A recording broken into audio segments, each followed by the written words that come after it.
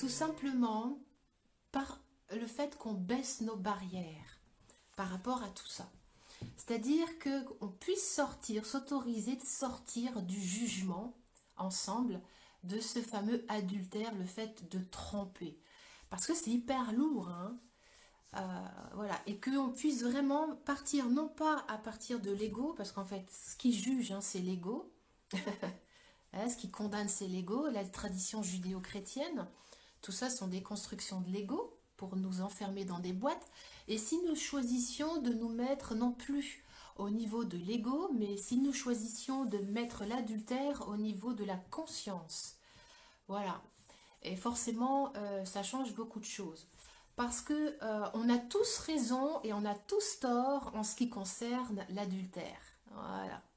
J'aimerais vraiment commencer par ça, c'est-à-dire qu'on est à tous et toutes, eh bien, une expérience ou pas avec ça. Bah, de toute façon, que l'on soit, entre guillemets, je vais utiliser les mots fidèle et adultère.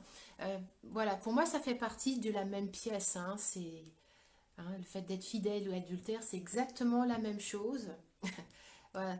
Sauf que bien évidemment, ça soulève beaucoup plus de points de vue en ce qui concerne l'adultère. On a beaucoup plus de points de vue concernant l'adultère parce qu'effectivement, dans la tradition judéo-chrétienne, nous devons être fidèles à notre mari et nous devons être fidèles à notre femme. Voilà. Ça, c'est ce qui est dit dans les textes, c'est ce qui est dit dans la tradition judéo-chrétienne. Mais si on choisit de partir dans l'envers du décor et d'aller derrière ce masque-là, et d'aller vraiment voir à l'intérieur.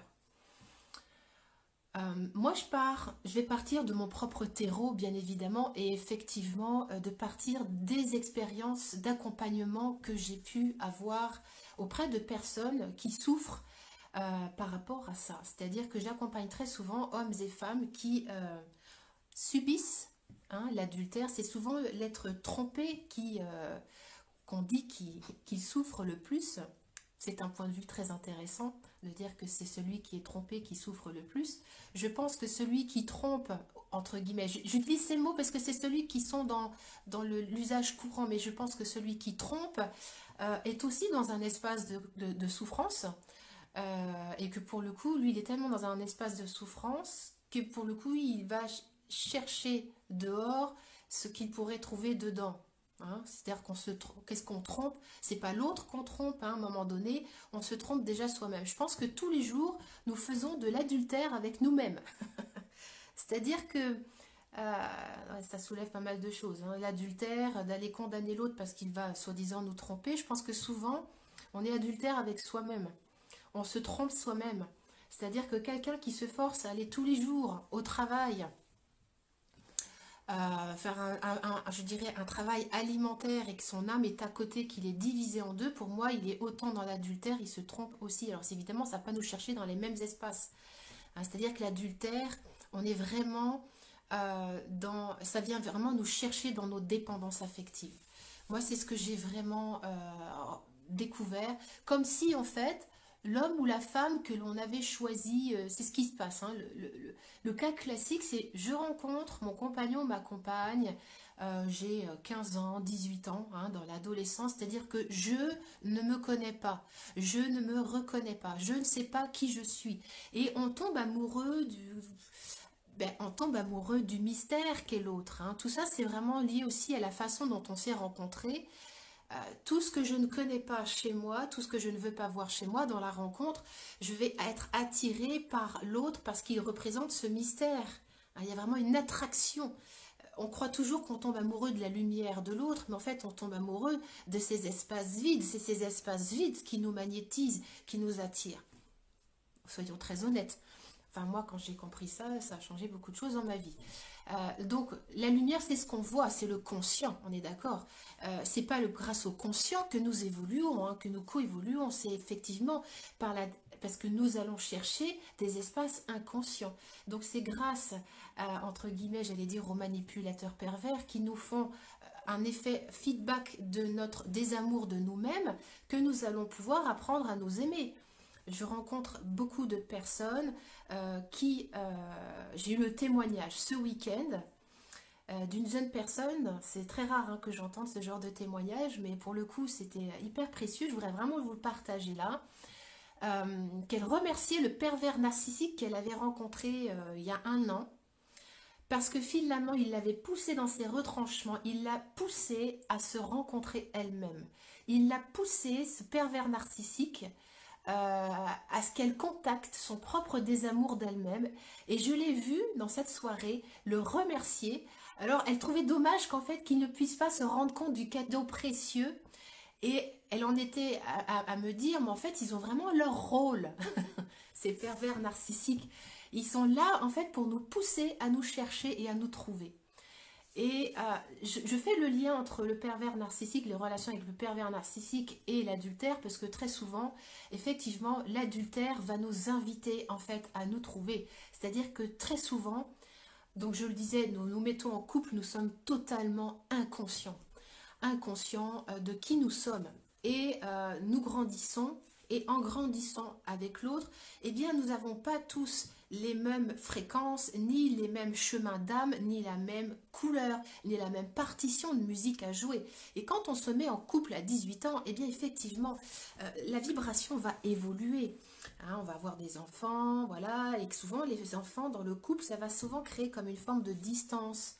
Hein, selon le terreau d'où on vient transgénérationnel, tous les points de vue, les jugements qu'on peut avoir sur le couple, et puis sur le fait d'avoir des rapports sexuels, voilà, lorsque l'on a des enfants, enfin voilà, il y a plein de choses qui font que bien, quand on grandit, la fréquence, vous voyez, elle va changer.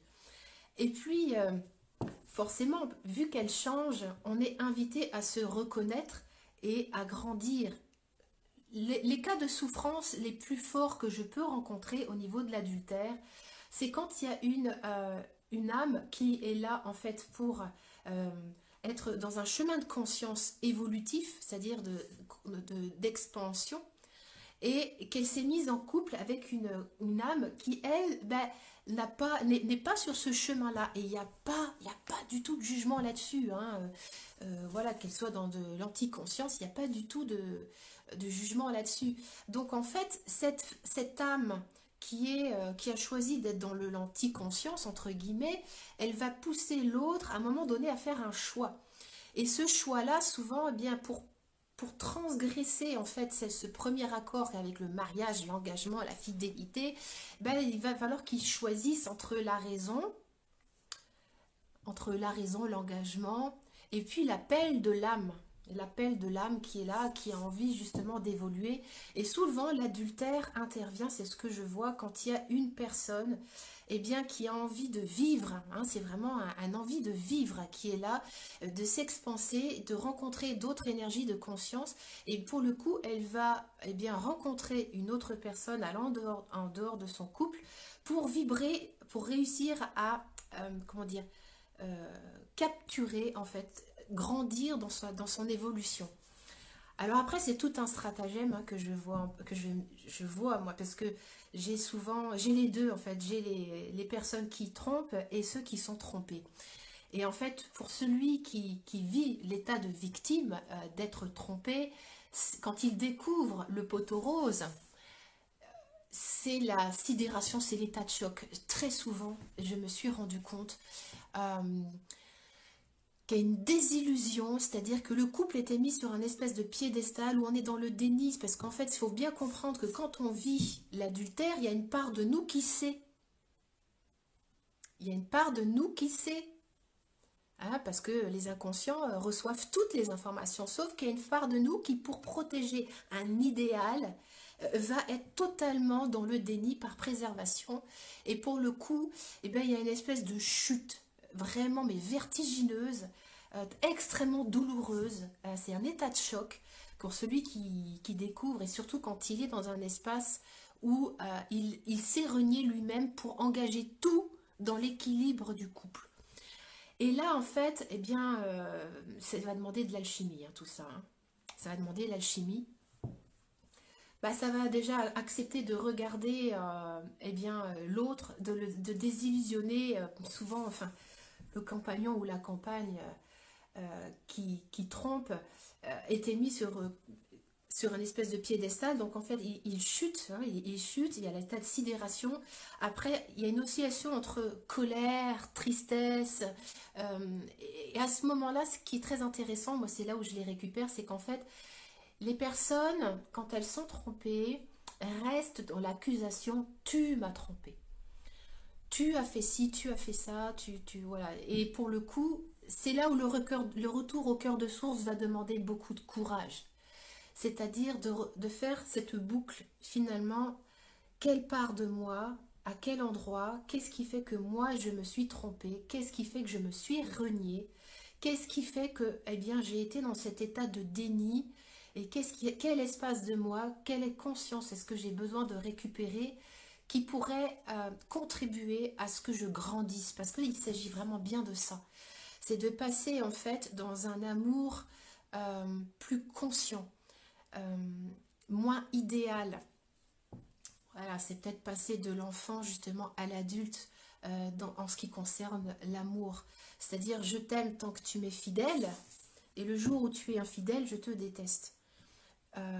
Voilà, tout ça, ce sont des conditionnements. Et je pense que quand on se met en couple, très souvent, il n'y a pas de cadre, en fait, comment dire, de limite qui est posée. On se met en couple parce qu'on se sent bien et on imagine que l'autre, eh bien, va faire selon nos attentes. Ouais, il va faire selon nos attentes. Mais en fait, comme on ne sait pas ce qui est juste pour soi, eh bien, on s'imagine que l'autre va le savoir pour nous et qu'il va se comporter d'une façon très claire. Et pour le coup, ben, on se retrouve dans une espèce de mélasse où les inconscients s'imaginent plein de choses et on se retrouve dans des situations très très désastreuses. Euh, Moi, personnellement, j'ai trompé, j'ai été trompée, j'ai été infidèle à moi-même et je suis fidèle à moi-même maintenant. Et en fait, tout ça, ça veut vraiment parler de la même chose. C'est-à-dire que l'on soit fidèle ou que l'on soit infidèle, tout est OK. Pour moi, tout est OK. Tout est une occasion de grandir en conscience avec qui je suis. J'ai rencontré moi personnellement, hein, dans ma vie, des périodes adultérines qui m'ont fait faire des bonds de conscience incroyables. Et j'ai rencontré également, ce que je vis actuellement, une vie de fidélité totalement engagée, sans être mariée, mais qui ne me pose aucun problème parce que c'est là. C'est-à-dire que la fidélité, pour moi, elle s'incarne. C'est pas quelque chose qui est forcé parce qu'on doit être fidèle par rapport à un dogme ou par rapport à un mariage ou par rapport à l'autre. C'est-à-dire, je sais aussi ce que c'est que de s'engager dans une fidélité pour faire plaisir à l'autre. La fidélité, c'est déjà être en accord avec soi-même. Et à partir du moment où je suis en accord avec moi-même, il n'y a rien à forcer. Moi, j'ai rencontré des femmes dans toutes mes rencontres de séminaires qui ont vécu en fait des distorsions au niveau du bassin parce que dans leur couple, elles ne vibraient plus sexuellement parlant et elles ont senti leur feu renaître au travers d'un autre homme que leur couple. Il n'y a pas de jugement à avoir là-dessus. Sauf que entre le cœur, enfin l'élan, hein, de vital, de la sexualité, vraiment la partie sexualness, les émois de la sexualité, la tête et la raison plus ou moins connectée au cœur, enfin voilà, l'engagement au mari, il y a une espèce de scission entre les deux. Et ça peut se traduire par des refoulements qui se traduisent par des limbagos. Moi j'ai rencontré ça, qui se traduisent également par des problèmes gynécologiques de divers ordres. J'ai rencontré des femmes qui se provoquaient en fait des mycoses, ou c'était quoi ce qu'elle avait cette dame? J'ai eu les limbagos. Enfin, dès qu'en fait on veut éviter, vous voyez, c'est comme si le bassin, en fait, on essaye de le mettre à part, on essaye de faire chambre à part et de refouler les instincts parce que finalement, c'est pas en accord avec ce que dirait l'ego, hein, vous voyez, l'ego, le petit personnage et puis la tête, hein, les pensées. Dès que finalement le bassin est dévié, eh bien, il n'y a plus de correspondance entre les deux, donc forcément, eh bien, ça crée des tensions. Et ces tensions se manifestent dans le corps. J'ai vu même des femmes en accompagnement personnel créer des cancers de l'utérus, du col de l'utérus par rapport à ça. Et quand elles ont contacté, elles se sont autorisées à contacter qu'en fait, depuis des années, elles ne voulaient pas ou elles condamnaient en fait. Il y avait vraiment, elles avaient vécu dans l'idée que la fidélité à leur mari, c'était le mieux pour elles, c'était ce qu'elles choisissaient. Et en fait, quand elles ont constaté qu'elles n'étaient pas en accord complètement avec ça, enfin certaines parts d'elles, mais pas toutes, eh bien forcément, ça a créé des désaccords. Alors, ça ne veut pas dire que l'on est obligé de passer à la casserole ou de, comme pour reprendre des termes d'Anne avec qui j'ai fait un live hier soir, mais c'est de au moins reconnaître toute l'énergie. C'est-à-dire de dire que je suis autant fidèle que je suis infidèle. Moi, c'est vraiment les personnes qui sont catégoriques et qui se disent moi, je ne pourrai jamais tromper. Bah, déjà, ils se séparent d'une partie d'eux-mêmes. Dès qu'on exclut une partie de la conscience, on l'invite à revenir dans notre espace avec beaucoup de force. C'est-à-dire que quand je suis anti-adultère, forcément, euh, la vie est bien faite. Eh bien, si je suis anti, que je mets une séparation, eh bien, je vais repousser, ça veut dire que je mets une force pour la repousser, et donc elle va n'avoir de cesse de vouloir rentrer dans mon univers par des moyens détournés. C'est-à-dire, en général, ben, je vais être trompée. Je ne dis pas que c'est comme ça à chaque fois, mais c'est très souvent comme ça que ça se passe. Et je retrouve la même chose donc chez les hommes ou les femmes qui sont très adultères ou qui sont polyamoureux. J'ai rencontré des gens qui étaient polyamoureux, donc qui avaient plusieurs comment dire, rencontres sexuelles, c'est-à-dire en affirmant qu'une seule part, j'invite en fait l'autre part à se manifester. Donc, de quoi avons-nous besoin pour ne plus nous cacher derrière une étiquette de fidélité ou d'infidélité et d'accueillir la vie avec la conscience qui est juste prête à être reçue par notre âme, par notre être infini. Je pense que si on arrêtait, euh, comment dire, de mettre des casquettes ou des biens ou des mâles sur le fait d'être polyamoureux, comme si le fait d'être polyamoureux c'était la solution. Je ne dis pas ça non plus. Le fait d'être polyamoureux, c'est pas la solution non plus, c'est une expérience. D'ailleurs, je vais inviter une personne qui pratique le polyamour pour qu'elle puisse nous expliquer son point de vue. Je pense que pour pouvoir avoir une, comment dire,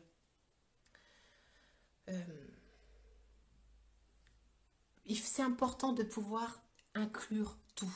Voilà, à la fois la fidélité, l'infidélité, et que dès que j'essaye de condamner ou de mettre du jugement, ceci c'est bien ou ceci c'est mal, c'est pas ça qui est important. Je pense qu'on n'en est plus là. On n'est plus à mettre des étiquettes sur ce que devrait être la fidélité ou l'infidélité. Ce qui est intéressant, c'est de voir la conscience, le bijou de conscience qui est caché derrière toute situation. Je rencontre des femmes qui se rencontrent dans l'infidélité, entre guillemets, dans l'adultère, qui rencontrent dans l'adultère une puissance créatrice, et je rencontre également des personnes qui vont vivre l'adultère et qui se rendent compte, bah, finalement, l'herbe n'est pas plus verte ailleurs, et ça réalimente le couple. Hein. Moi, je suis pas là pour faire du prosélytisme que l'adultère c'est bien ou la fidélité c'est bien.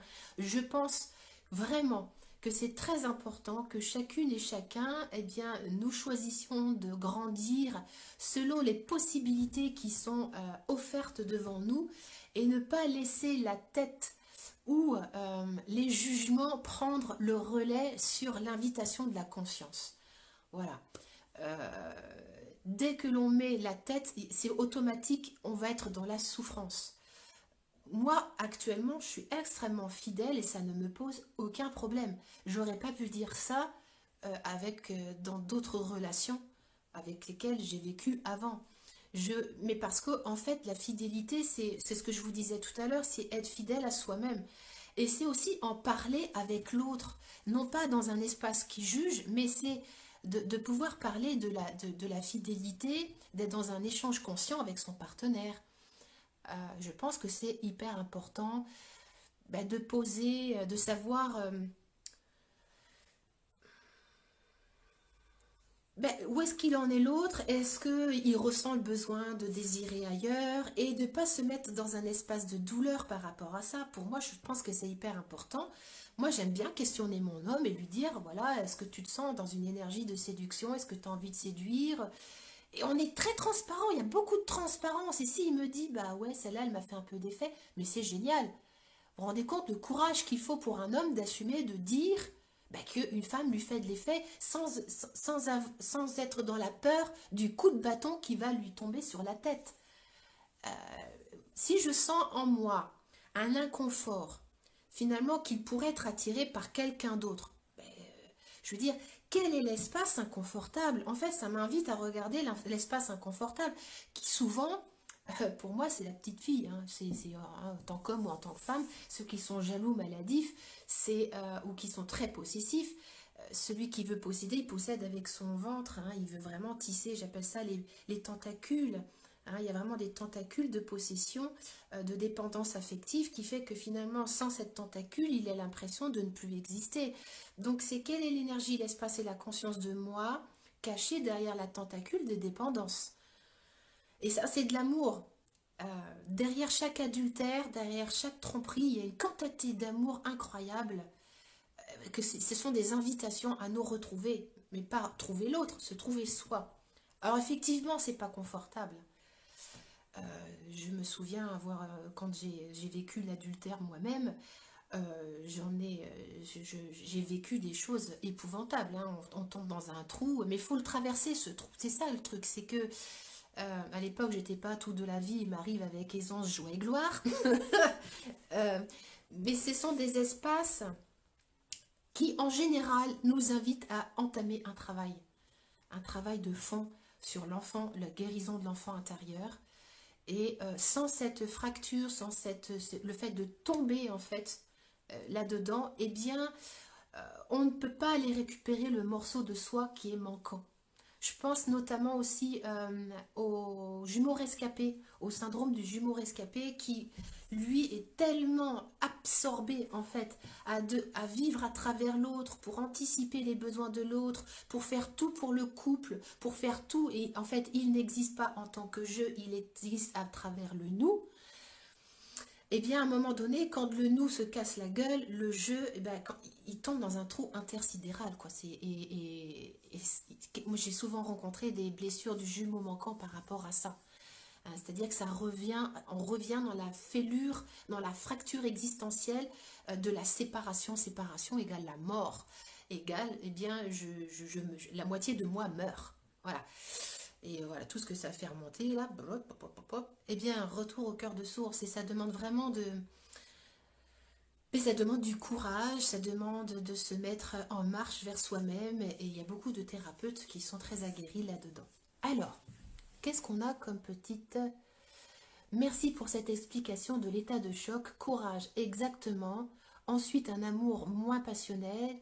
Plus rien n'est comme avant, mais savoir se respecter mutuellement. Ouais. Moi, je suis pour la passion encore. Hein.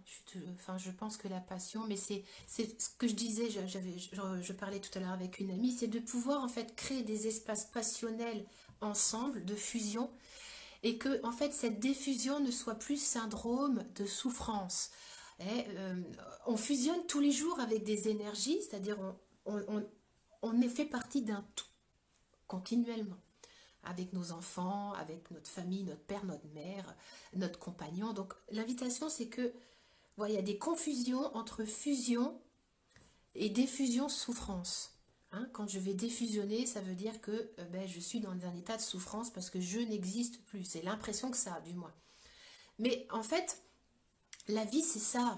On fait des allers-retours continuels. Quand je résiste, eh bien, à être dans cet état de transmutation diffusionnelle, forcément, la vie, mon être infini, lui, il veut totalement vivre que la conscience qui je suis incarne toutes mes cellules. Alors souvent, je rencontre beaucoup de gens qui pompent plein d'entités, qui sont des éponges émotionnelles et qui pompent plein de choses comme ça, ben, pour remplir les espaces où ils ne sont pas.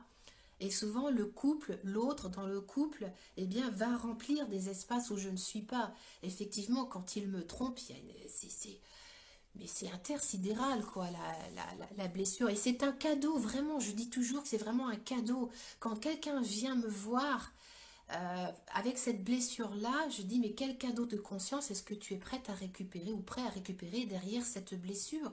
Et ça va demander tout un chemin hein, de réconciliation. J'ai vécu une relation pendant 5 ans avec un compagnon. Vers la fin, j'ai commencé à m'écouter, me respecter et aller vers cette quête de liberté. 6 mois avant la rupture, j'ai emménagé chez lui. Alors, j'ai emménagé, je vois pas. Voilà, attends, J'ai emménagé chez lui pour me rassurer et un matin, je lui ai dit que je ne l'aimais plus. Il n'a pas voulu l'entendre et un jour, je me suis autorisée à aimer un autre homme. Il m'a jugé de l'avoir trompé alors que pour moi j'étais claire. Il m'avait idéalisée et en même temps, il savait qu'un jour je partirais. Dans son passé, il trompait son ex-femme avec plusieurs femmes. Ouais. Alors tout ça, ce sont que des jeux de rôle. Enfin, ce qu'il faut bien comprendre, c'est que le partenaire avec qui on est ou la partenaire, on est juste des... On l'a choisi d'une façon idéale pour jouer en fait une comédie. En fait, on est tous dans une comédie burlesque où on met du dramaturge. Là où finalement la légèreté pourrait planer si on se rendait compte que tout ça, ce sont que des jeux de rôle. Voilà, et que ce qui est très intéressant de voir, c'est que, enfin, c'est ce que j'aime à expérimenter, c'est ce que je conseille en séance individuelle. Chaque fois que je projette, que je dis tu à l'autre, que ce soit mon homme ou ma femme, euh, c'est pas à l'autre que je le dis, c'est à moi. Et c'est pas intéressant de pouvoir s'autoriser à récupérer quand je dis tu. C'est une façon de parler en mon jeu, mais d'une façon, mais d'un espace en fait que je ne reconnais pas encore. Donc je vais utiliser le tu pour, pour projeter dehors un espace manquant chez moi. Et très souvent, en fait, dans l'adultère, on ne parle pas de ça.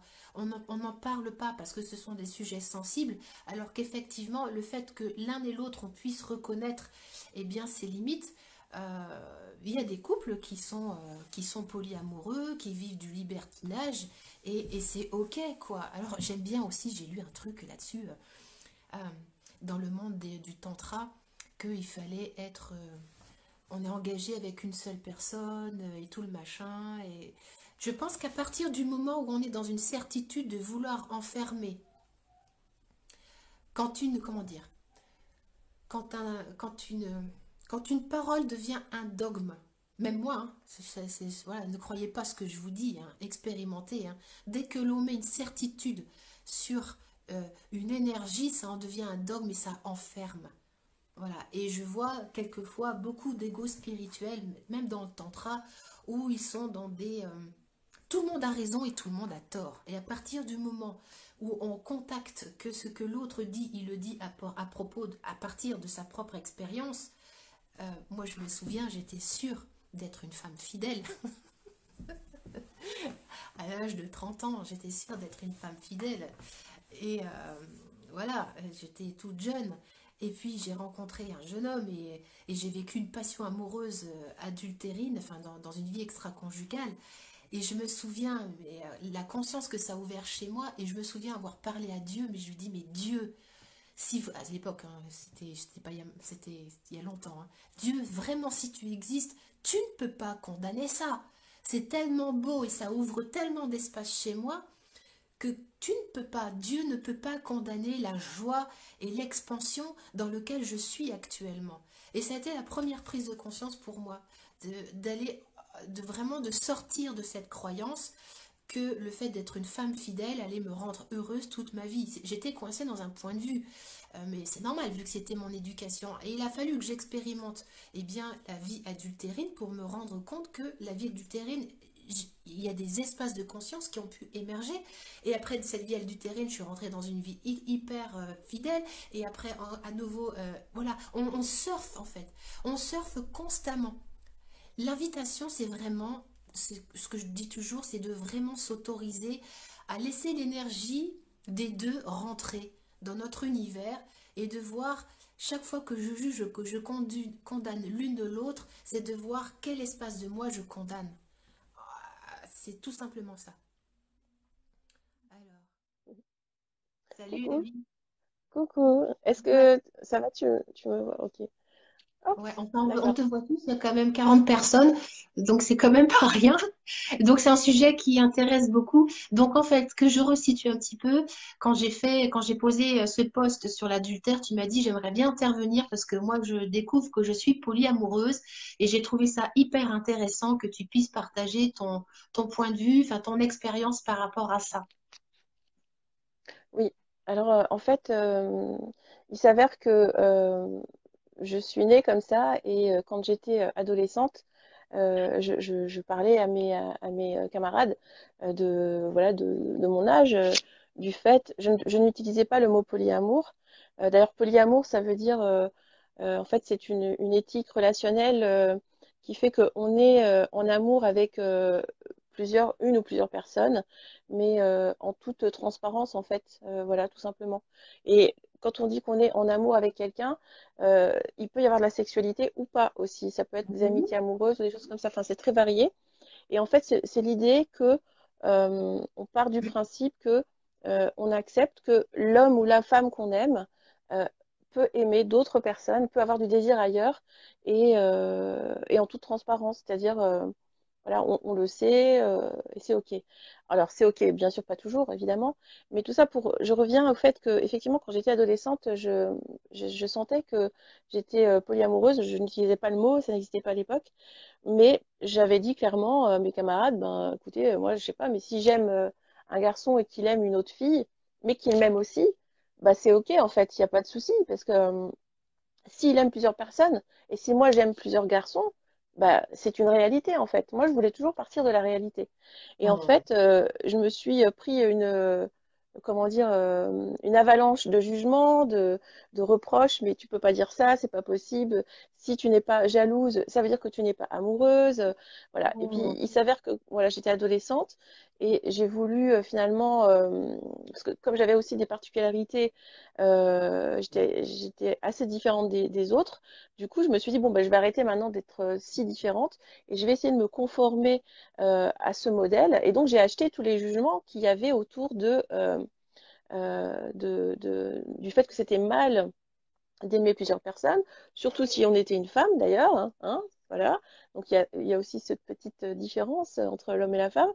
Et puis, du coup, je me suis convaincue qu'effectivement, voilà, il fallait être fidèle, il faut être fidèle, il ne Oh, faut pas tromper. Donc là, on n'est absolument pas dans l'amour, là, on n'est pas dans bien. la fluidité, on n'est pas dans la vie, mais pas du tout. Voilà. Mais Mm. c'est pas grave, on est un petit peu mort, mais au moins on colle au modèle et on est normal. On a l'air normal. Sauf qu'à l'intérieur, bah, du coup, à l'intérieur, c'est pas génial. Et moi, je sais qu'à chaque fois que j'ai commencé une relation durable avec un homme, je lui ai posé la question dans quelle relation est-ce qu'on est? Est-ce qu'on est dans une relation ouverte ou exclusive? J'ai toujours posé la question. Ils m'ont toujours dit, oh ben exclusive, bien sûr, évidemment, bien exclusive. Attends, c'est quoi cette question? Ok. Alors moi, tu sais, quand je donne ma parole, je donne ma parole, tu vois. Enfin, à l'époque, c'était vraiment comme ça, c'était en mode vraiment bulldozer de la loyauté, tu vois. Et du coup, bah moi, j'étais OK, d'accord, je suis dans la relation exclusive, OK. Et puis finalement, au bout d'un moment, ils étaient beaucoup plus à l'écoute de leurs besoins, ces hommes-là, que moi.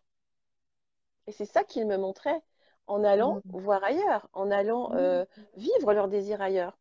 Parce que moi, j'avais en moi cette aptitude d'avoir du désir ailleurs, tu vois, et je ne la respectais pas parce que on a dit qu'on était dans une relation exclusive. En Ah oui. plus, en tant que femme, si j'ai du désir ailleurs et que je passe à l'acte, je vais être traitée de salope. Et attention, j'avais très très peur de la réputation, j'avais très très peur d'être jugée. Donc, je ne le faisais pas. Donc, je me manquais de respect à moi-même, mais eux, ils respectaient leurs besoins, tu vois.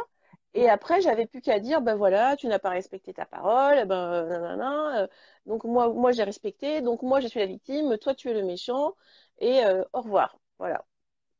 Et répétition à l'histoire d'après, voilà.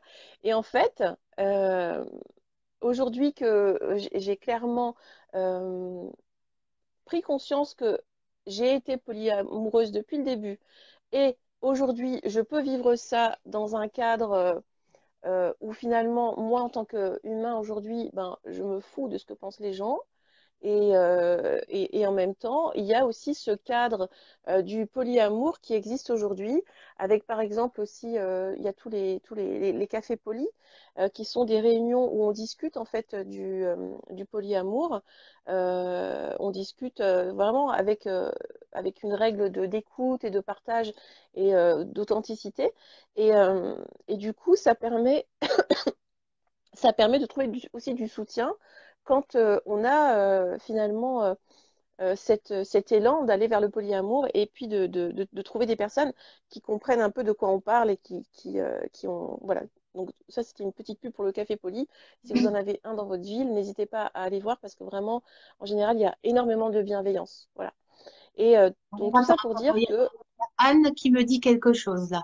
Elle dit, Anne, que tu connais, Anne Douchet-Morin, c'est très compliqué de suggérer le polyamour. Beaucoup de réactions, en effet, de jugement, alors qu'il y a tant de désirs pour, tant de désirs pour. La jalousie en premier freine la réalité du corps sensuel et désirant qui naturellement a besoin de renouveau, ce nouveau qui peut d'ailleurs nourrir le couple initial. Ben oui, c'est-à-dire que quelquefois, elle a raison, quelquefois le fait d'aller voir dehors, d'aller s'emprunter d'énergie dehors, ça peut renforcer le couple qui est le couple initial, quoi, le premier couple. Moi, j'ai rencontré des femmes et des hommes qui ont été de voir des voilà, qui ont eu une vie extra-conjugale et qui, pour le coup, cette vie extra-conjugale a vraiment renforcé en fait leur engagement dans leur couple. Très souvent, ce qui est dommage, c'est que, bah, ce qui est dommage, oui et non, c'est-à-dire que quelquefois, il y en a un qui peut pas entendre, si tu veux, l'espace vivant de l'autre, donc on s'enterre ou on s'emmure dans du silence, c'est-à-dire que cet adultère est vécu dans du silence et pour préserver le couple, parce qu'il y a aussi, je pense, mais c'est mon point de vue, hein, qu'on pense que l'autre n'est pas capable de pouvoir entendre la vérité. Je l'ai vécu, moi, hein, ça. Je l'ai vécu dans ma chair et dans ma bouche. C'est-à-dire de croire vraiment que mon mari n'était pas capable d'entendre que je le trompais. Et ça a duré, mon silence a duré 1 an, et au bout d'1 an, je lui ai dit. Mais je lui ai dit dans un espace où, en fait, c'est sorti hors de moi. C'est sorti, c'est mes paroles. Mon inconscient a pris le relais et je lui ai dit. Et alors, du coup, on s'est retrouvés comme deux cons autour de la table. Je dis, mais, il me dit, bah, écoute, moi aussi, j'ai du désir pour une autre femme. Et en fait, le fait de lui expliquer que je ressentais du désir et que j'avais eu une relation extra-conjugale, lui-même, il était dans le même espace, bizarrement. Et on a commencé à parler de tout ça. Mais il me dit, qu'est-ce qu'on fait alors avec tout ça? Et ça a été ça. La richesse, ça a été, mais qu'est-ce qu'on fait avec ça maintenant? Et c'est là que c'est intéressant. C'est pas d'être dans l'émotionnel, oui, machin, didani, nana, dans la condensation, c'est quand l'énergie est là, c'est-à-dire comment on fait avec ça? Qu'est-ce qui émerge? Et je voulais revenir également sur la jalousie. Je pense que la jalousie, elle est nécessaire, mais elle est nécessaire pour le petit personnage. C'est un outil de travail pour soi. Je vais prendre encore un exemple qui me concerne de près. Je me souviens quand je me suis mise en couple, dans mon dernier couple, voilà, mon compagnon a beaucoup d'expérience. Et alors, voilà, c'est un homme beaucoup d'expérience. Et puis, bon, ben moi, je suis arrivée là-dedans avec ce bouquet d'expérience. Et alors, quand il me parlait de son passé, j'étais très jalouse de toutes ces femmes, des femmes et là. Et je sentais que mes boyaux à chaque fois, je dis, mais c'est pas possible. J'en étais malade. J'étais malade de son passé, imagine. Et en fait, c'était affreux. Je me dis, mais c'est pas possible de me mettre dans des états pareils parce que c'était même pas émotionnel, c'était je me vidais littéralement les boyaux dès qu'il me parlait de son passé, quoi. Comme si je ne pouvais pas accueillir, c'était vraiment, j'étais terrorisée par son passé. Et il a fallu vraiment que j'aille chercher cette petite fille intérieure, voir quel espace de moi ça venait chercher. Bon, c'était en lien avec la perte du jumeau, hein, bien évidemment, voilà, que je n'avais pas le contrôle là-dessus. Donc, si je n'avais pas le contrôle sur ton passé, eh bien, c'était forcément source de souffrance pour moi. Les espaces de non-contrôle étaient des espaces de souffrance. pense. Et bon, j'ai réussi à transmuter ça à ma façon, qui m'appartient. Voilà. Et pour le coup, j'ai plus jamais, une fois que j'ai eu guéri cette part-là, ça se demande vraiment beaucoup de courage, c'est-à-dire d'aller affronter la peur. Ouais, c'est rentrer dedans et aller se fondre et puis voir qu'il n'y a aucune mort là-dedans, hein. La mort, c'est une illusion, hein. Voilà, c'est juste on change de peau. Bah, d'affronter ça, de se laisser transmuter, eh bien, mon couple a pris une nouvelle direction. Et donc la jalousie, c'est vraiment, comment dire, un outil de travail. Dès que je sens que je suis jalouse, parce que la jalousie, c'est on transfère, elle naît d'une peur, souvent la peur de ne pas être à la hauteur, de ne pas être assez ceci, de ne pas être assez cela, une peur viscérale, hein. Moi, ça venait dans mes viscères, hein, littéralement. Et bien forcément, j'ai le choix, soit je me laisse gober et absorber par la jalousie et je me laisse totalement bouffer parce que c'est hypnotique, hein. Soyons très honnêtes, Abby, on a déjà eu des conversations là-dessus.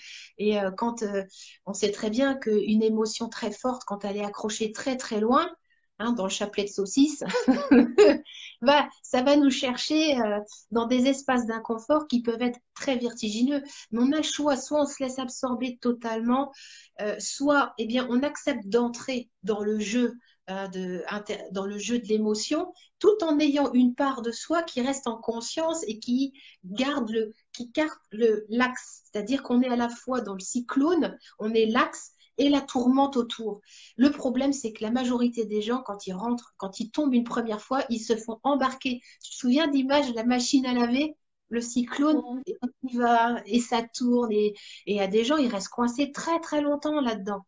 C'est-à-dire qu'à un moment donné, de retrouver vraiment son intégrité. Pour moi, c'est pour ça que j'œuvre vraiment sur les vulves et les bassins, et Anne également, elle œuvre là-dessus, c'est de retrouver une sécurité dans le corps vivant.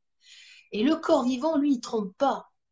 Mon corps, moi, il me trompe pas si je l'accueille. C'est une sécurité, donc je vais me mettre dans la vulve, dans le pénis, je vais me mettre dans le bassin, et je reviens à moi. Et toute cette tourmente qui est autour, en fait, je laisse tourner, et je reviens à moi. Je me sens qu'on ne nous apprend pas ça.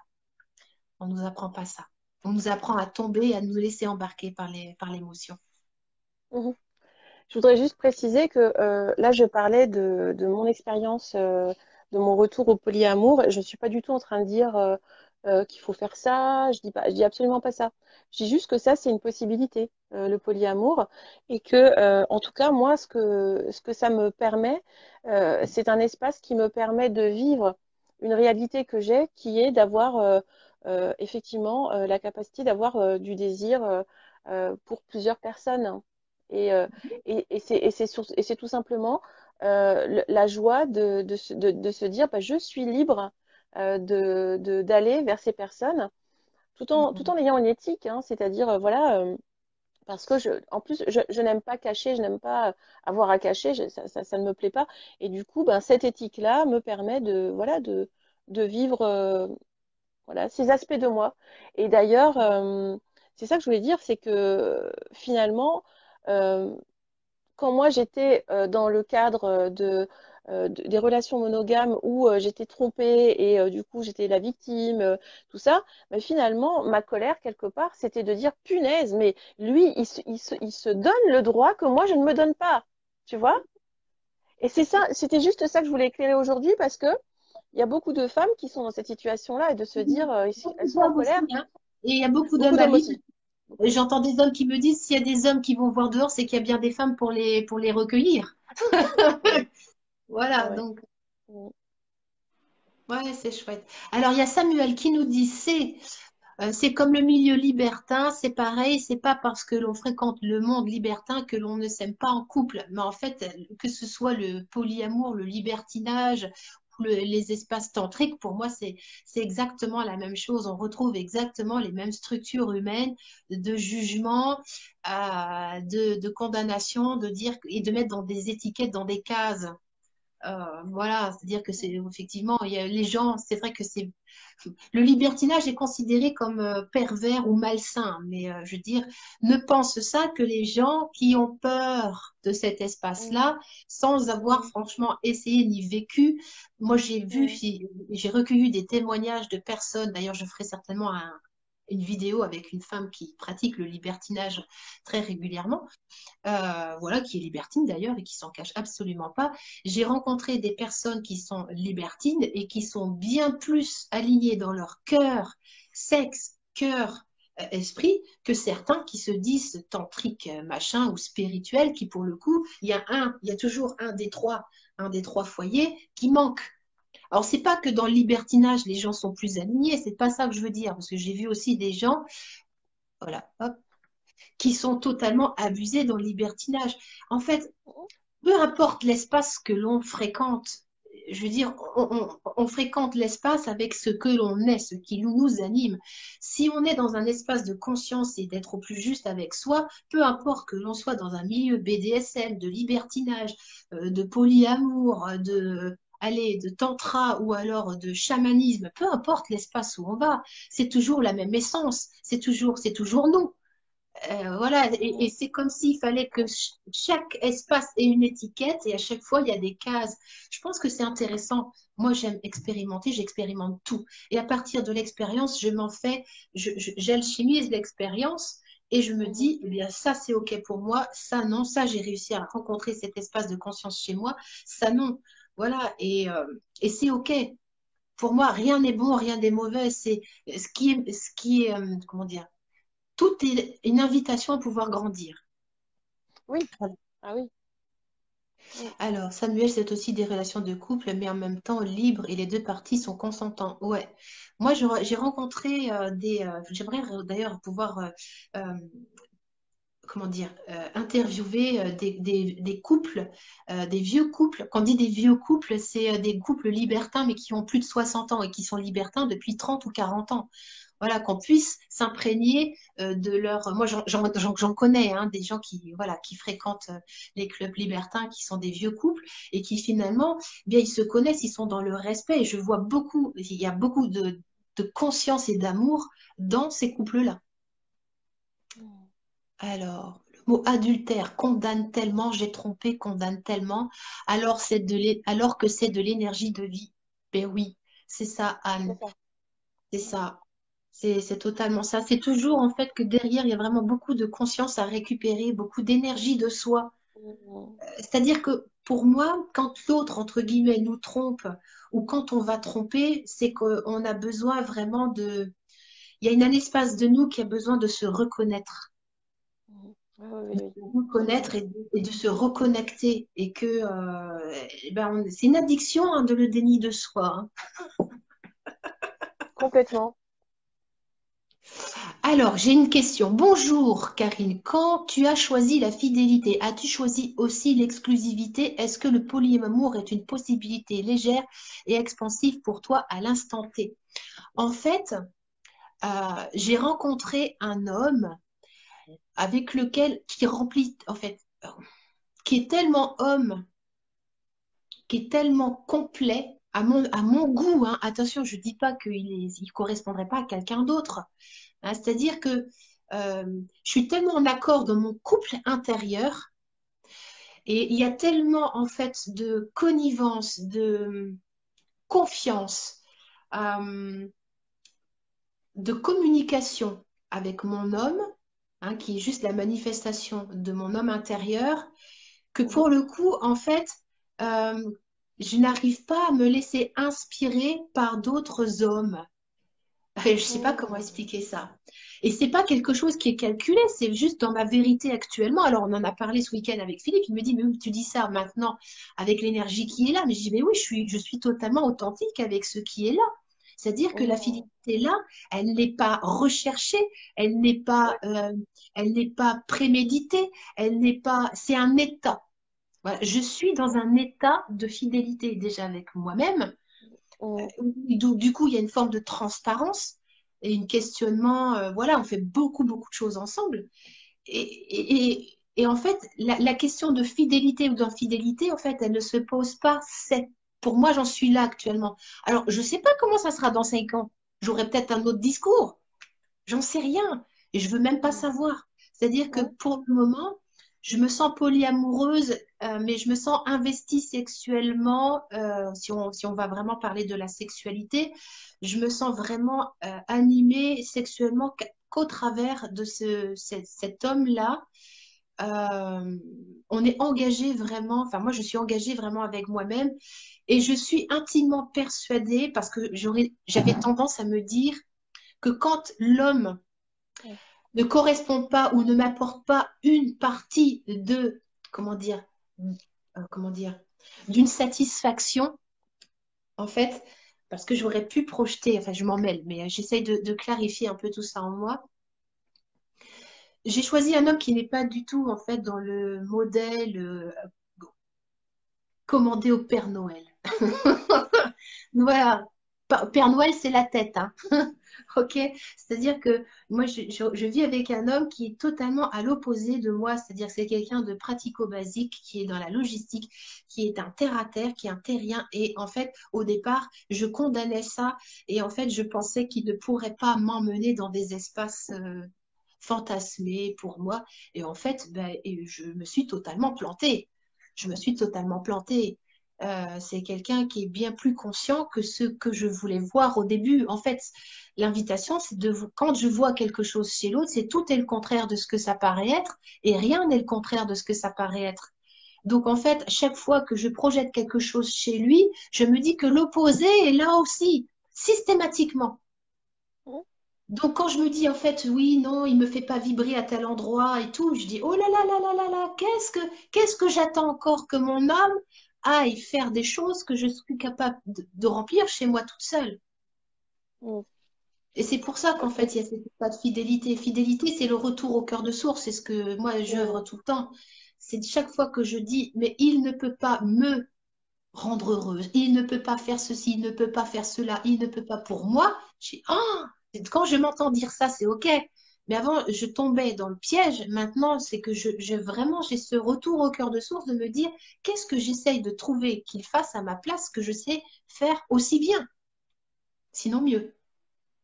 Mm. Par exemple, dans les expériences moi, je cherchais un amant tantrique qui me fasse rencontrer des espaces biomystiques où on décollerait de la planète. Mais honnêtement, voilà, c'était les aspirations. Mais c'est pas ça du tout qui m'a été proposé de vivre. Quand j'ai lâché ces attentes-là, en fait, tout est Mm. arrivé. Voilà, tout est arrivé. Donc, quelquefois, effectivement, on a besoin d'aller chercher à l'extérieur. Hein, c'est aussi ça, c'est pouvoir écouter qu'il n'y a pas de jugement non plus à aller voir à l'extérieur. Je ne vais pas condamner les gens qui vont voir dehors. Il y a pas, il y a pas de, il y a Mm. pas de jugement à voir là-dessus. Je n'ai Mm. aucun. Ça veut dire que je condamne la part de moi qui l'a fait il y a 15 ans. Non. Mais ça veut dire que c'est juste que peut-être que c'est ce qui est requis dans l'instant pour grandir, pour Mm. manifester au maximum qui je suis, Mm. pour me rappeler qui je suis. Je vois un commentaire, tout est parfait dans chaque situation. Ouais. Et c'est très intéressant aussi de pouvoir se détacher du jugement des autres. Et très souvent, on n'ose pas faire les choses de la peur de faire du mal à l'autre. Donc ça, pour moi, c'est une prise de pouvoir sur l'autre.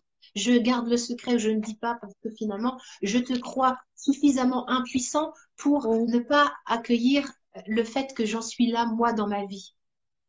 Ouais, Voilà, il y a une forme de mensonge ou de croire que être dans le mensonge, pour moi, il y a une forme aussi, mais ça m'appartient, hein. Je dis que ça m'appartient. Voilà, c'est quand je suis dans le mensonge, c'est que je pense que tu n'es pas capable de traverser la beauté de l'être que je suis, ou d'accueillir la ah beauté oui. de l'être que je suis. Il y a une prise de pouvoir et de croire que l'autre n'est pas capable d'accueillir. Et C'est moi, ça. j'en ai fait l'expérience. Le jour où je me suis jetée à l'eau, bah, ça a été accueilli parce qu'il était au même endroit, bizarrement, quoi. Mm. Mm. Mm. Ouais, c'est génial. C'est vraiment super, hein, ouais, ouais. Mais je Alors, pense que effectivement le couple c'est un creuset magnifique en fait pour transmuter toutes les douleurs enfin toutes les blessures de l'enfance et finalement récupérer toutes ces parts de soi qu'on a éparpillées au cours de notre vie, de nos vies et finalement se réaligner et redevenir complet soi-même tout seul et et libre, parce que effectivement, cette peur du jugement des autres nous empêche vraiment d'être dans la vie. C'est ce que disait Anne tout à l'heure, mais effectivement, quand, le jugement, c'est juste une arme de destruction massive. C'est absolument pas la vie. Combien de fois, moi, ça m'est arrivé de juger des choses, des gens, des comportements, alors qu'ils avaient des choses, enfin, ils avaient des comportements que moi, je rêvais de m'autoriser. Voilà. Hmm.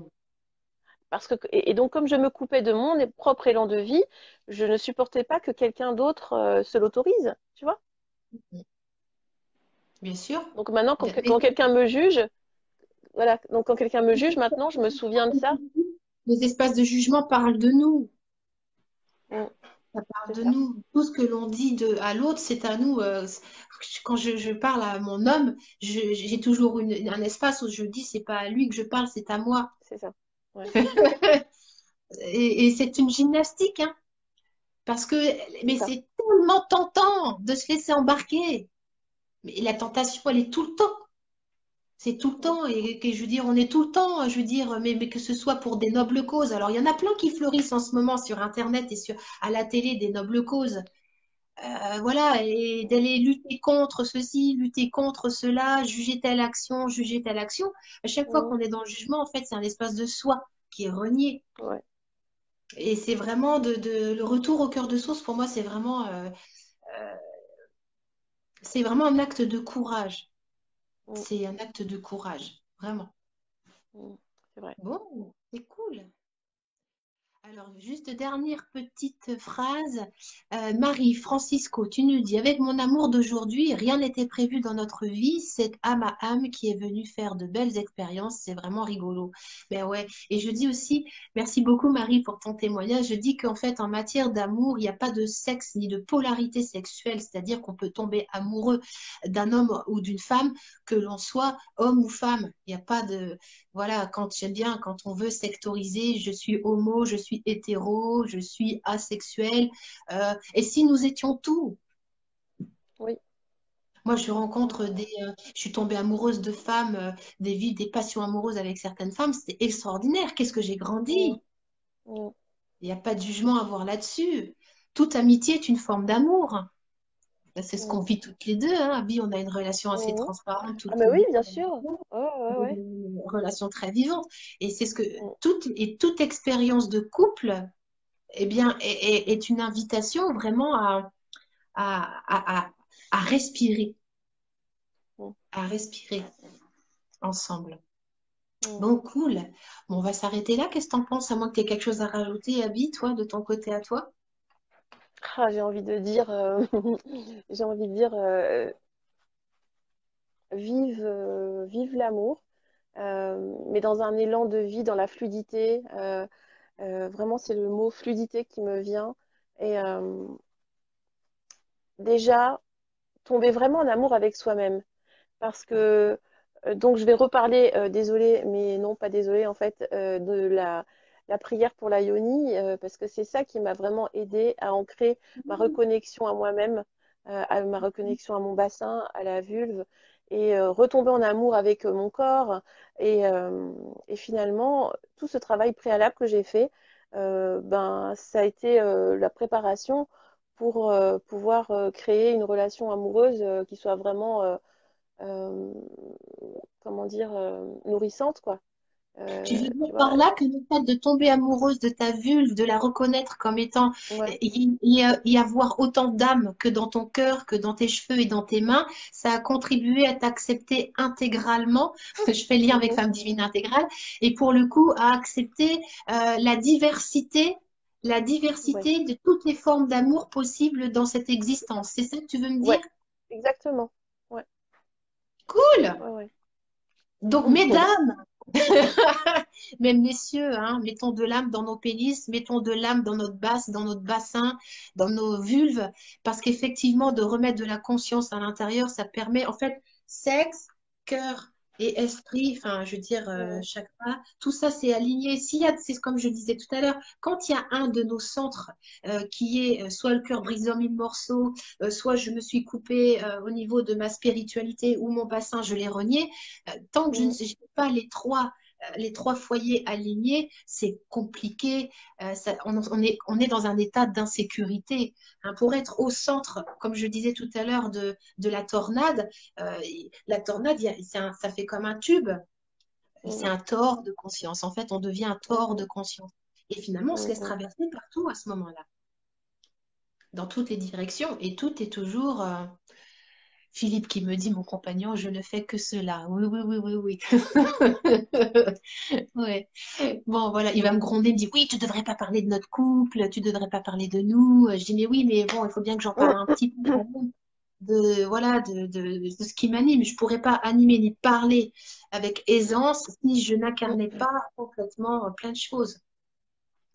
Oui, Voilà. bon, regarde, en même temps, il vient commenter, donc c'est qu'il est d'accord quelque part.